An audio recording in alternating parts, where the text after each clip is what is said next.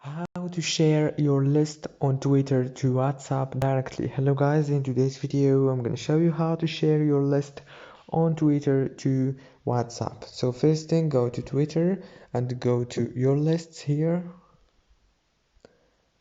and now choose your list here, click on it and go to the top corner and click on this little icon. Now click share and choose WhatsApp. If you didn't find WhatsApp here, just swipe right until you find it and click on it, and that's it. Don't forget to like and subscribe, and thank you so much for watching this video until the end.